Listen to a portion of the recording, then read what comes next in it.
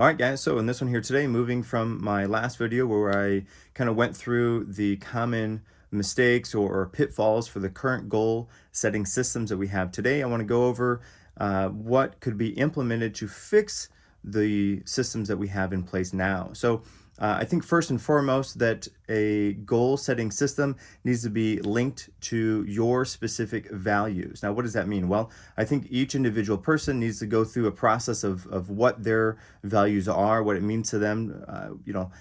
There's many different ways to do that, but I think establishing a core set of values is first and foremost of, what to do when you're setting goals. Now, your goals need to be linked to your values. Probably each one of your values should have its own goal that is linked to itself, right? And so that's a whole process in itself. Again, if you don't have values, that would be the first thing to do. And then, establish a goal that is based on those values would be next. Now, while you're doing this, why is this important? Well, if you have values, a core set of values, and then you link a goal to that, that goal will then have a why that is linked to it. And having a why for your goal is so important, because then when it gets tough to continue on, to keep striving and reaching for what that goal can give you, it will help to motivate you to continue on because you have a why. Why do you want to achieve it? And then that why is then linked to your value system. Now, having that will help you so much in achieving that goal. And then, of course, aligning it with your values just means that you're achieving the type of goals that are meant for you because it's linked to your specific values. Now, of course, the next thing is your goals need to be something that you wouldn't normally achieve. So, for example, let's say you are on salary, your contract tells you that you're going to make $100,000 every year. Your goal probably doesn't need to be to make $100,000 this year. It's in your contract. You're going to do that. Your goal needs to push you. It needs to stretch who you are to become something different, to become better and more than what you are. So don't make a goal for something that you're already going to achieve, that's already kind of set in stone almost.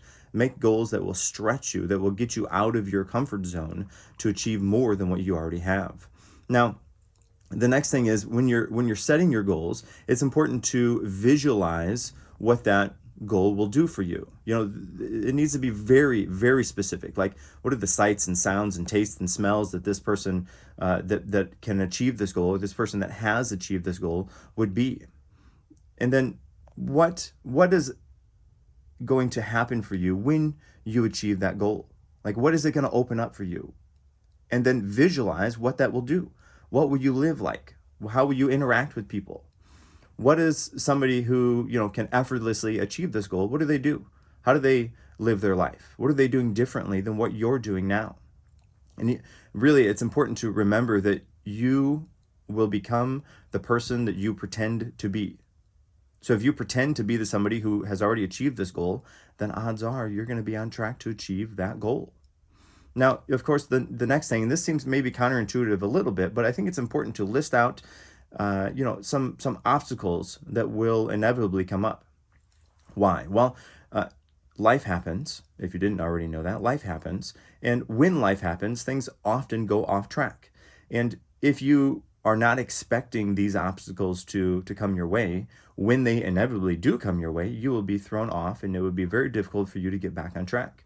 So by going through an opportunity of listing out the potential obstacles that are going to come your way. And of course, you can't cover everything, but if you can go through and list out some potential obstacles that will come your way, then when they inevitably happen, you know that they're going to happen. And on top of that, I would also recommend coming up with a game plan, an action plan of what to do when those happen. So you list out, these are the things that I think will set me off track. And then when those things happen, I do X, Y, A, B, C, whatever, to get back on track. And it's all about consistency, right? Goal setting and achieving those goals is all about being consistent in working towards that goal. We all know if we get thrown off course, which we do because life happens, like I said, you will get thrown off track. And if you don't have an opportunity to think about what's going to happen, how you're going to get back on track, that can be really difficult. Just forget it. Maybe next year I'll get that one. So come up with a list of obstacles that are going to come your way. And then on top of that, come up with what you're going to do when those happen so you can stay on track or get back on track to achieve those goals. Now, the next thing is I think each goal needs to have an affirmation for it. Now, why is this? Well, I think as you are achieving, striving to achieve this goal, it's tough. It's monotonous, doing things day in, day out, over and over and over again to achieve whatever the goal is. So having an affirmation for that can help you stay on track and stay on target, stay motivated to reaching that goal. And I think that kind of a big step for this is, so I talked about your goals need to be linked to a value. And your values, you're going through your day, you have specific routines that you do. People are humans, are creatures of habit. And I would say on pretty well any given day, you know what you're going to be doing around this time or around that time. And if you can set a reminder in your phone that will alarm, and then the name of that reminder is whatever your affirmation is, and you set that for a specific time that you know that is going to be important for you, that can be huge. And maybe you do it on a weekly, maybe you do it on a daily basis, depending on what it is or how often you need to be reminded to stay on track or to be motivated to achieve that thing.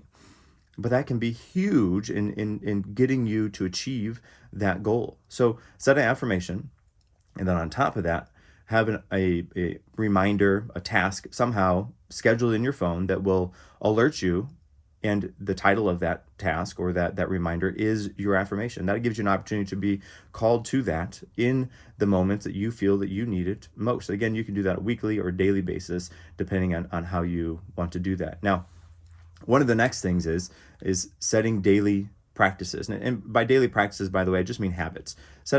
I like to think of them as, instead of daily habits, habits sometimes get mystified, like, oh, you just make a habit and then it happens without you thinking or doing anything about it. Well, that's not really how that works. It's a practice. You have to do practice for it. It's a dedication. So set your goals that are linked to your values, and then figure out what type of things you need to do on a daily, weekly, monthly basis to achieve those things, right? Because it's not going to happen without you doing some work towards it. And your daily practices will be what will allow you to achieve those goals. That will be the groundwork, the road to follow for you to achieve those things. And of course, you have to make sure that they're actually going to be on track and moving you towards what that goal is. But I think it's important to establish what those are from the beginning, so you kind of know what you're getting into. And then again, you have an opportunity to, pull the strings, so to say, and get yourself to achieve that goal that you set for yourself. And another thing is you need to have milestone check-ins. And maybe milestones are one thing and check-ins are another things. Maybe they're linked. I guess it depends on how you want to do it. But essentially what I'm saying is you need to have check-ins for your goals. And maybe you do this on a weekly basis. And during that weekly opportunity, you sit down and you reevaluate what your goals are. And maybe take an opportunity to write down or think about, meditate on, however you want to do it, about the work that you did that week to get you towards that goal. And then you get to check in.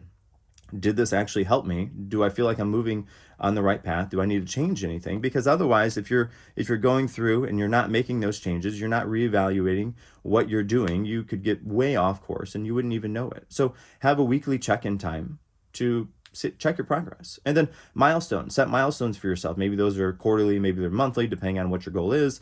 But have milestone check-ins to see, hey, this is where I want to be at by this time. Okay, great. Now that's that time. Am I on track to do it? No, I need to reevaluate, need to adjust, need to change. Great, good. Do those things. That will inevitably happen. It's very difficult to, specifically set those milestones and then accurately hit those every step of the way. It's super tough. So you're going to be off on your numbers. Probably you're going to be guessing a little higher, pushing yourself a little further than what you actually could do, although it could be the other way. But having that opportunity to do those check-ins will be huge in making sure you can reevaluate and then, track your progress and making sure that you're on track to achieve those goals. Now, I talked about all of these problems in the first video and then all the fixes, the potential fixes in this video. Stay tuned for my next video where I go through a visionary goal setting process that will help you to achieve your goals.